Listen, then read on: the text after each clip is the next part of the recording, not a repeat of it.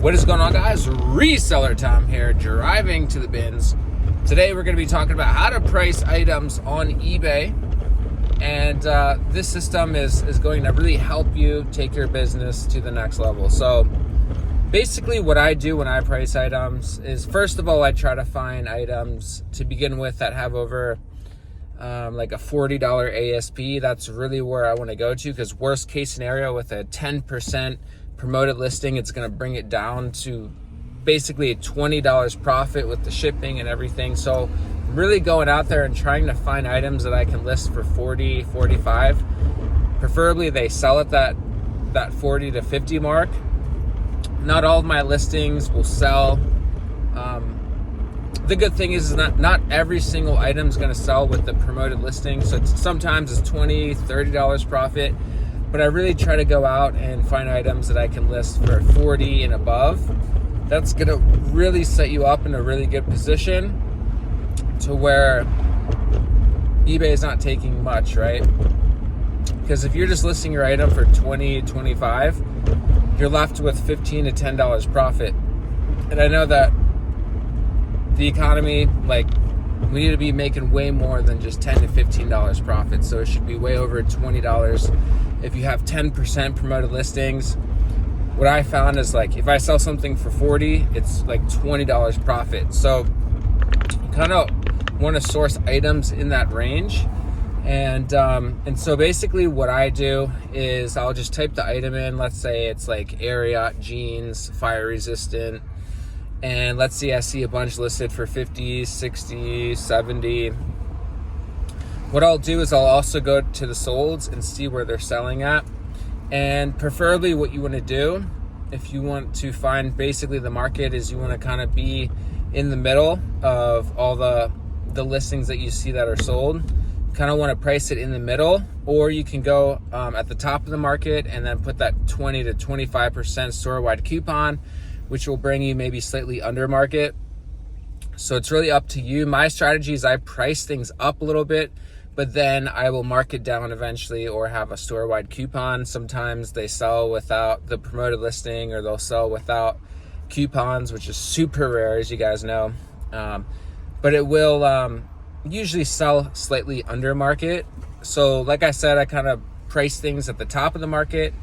Then I put the coupon on, maybe a store markdown after 30 or 60 days if it's not selling. That's kind of how I go about pricing my items. What you could do is, if you want to sell it really fast, you could list it at the bottom of the market. And if it's a in-demand item, you really don't need to do any markdowns or promotions. Preferably you want to find items that have 100% sell-through rate.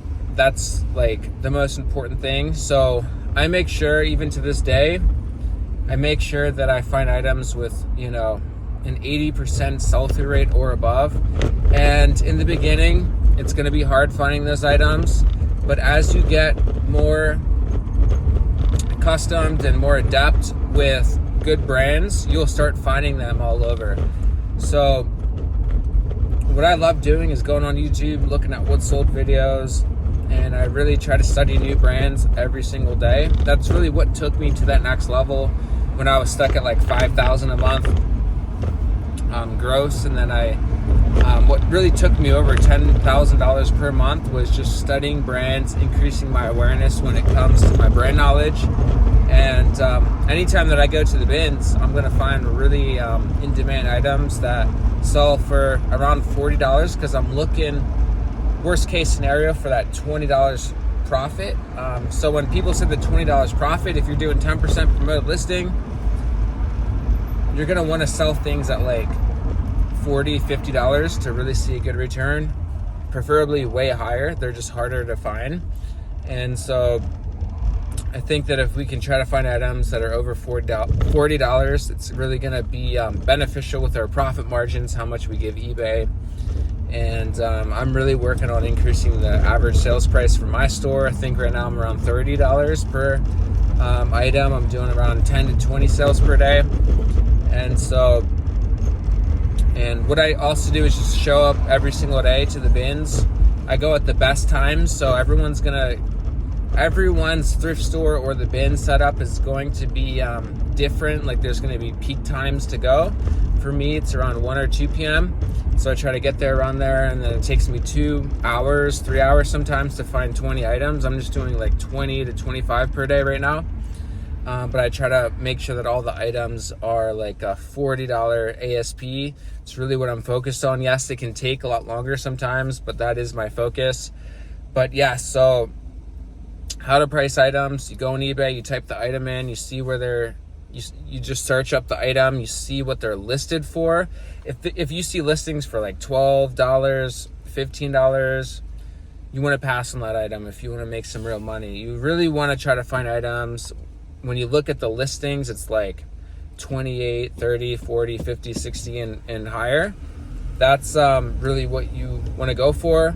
And also go through the solds. Make sure that the solds are going over 20, 30, 40, 50 minimum. And that's going to ensure that you're going to make some good profit. We don't want to list items for $12, $18, $20 because there's not that much money to be made. The volume model is just not the way you want to go. If you want to pay the bills and have a good amount of cash flow, yes, the volume model can work once you're fully scaled up. You know, you have a bunch of cash reserves, you have a bunch of savings, then you can go towards that volume model if you really want to scale. But if you're just starting, or if you're struggling to pay your bills, you really want to make sure you are going to that higher average sales price item, and just list every single day. Especially if you're doing clothing, you have to be listing every day. And it doesn't have to necessarily be a select number. It's just the best items you can possibly find. I try to do 20 because the bins I go to are really good. If I just stay long enough, I'll find 20. For your situation, it may be different. Maybe you just find 1 a day, 2 a day. Whatever that number is, it doesn't matter. Just list it. And anyone can increase their listing goal, but if it's just like Gap shirts, it doesn't matter, right? Like, that's not really a listing goal. If you're just listing Gap and Merona shirts, like, I don't consider that even counting. So hopefully this gave you guys some value. That's kind of my strategy right now. And if you found value in this video, make sure you smash the like button. It will motivate me to make way more content for you guys, give you guys way more value. As you guys know, my sole purpose on this channel is to help you guys make way more profit, give you teachable value that you can actually implement today. So with that being said, thank you guys so much for watching. We will see you in the next one. Peace out, guys.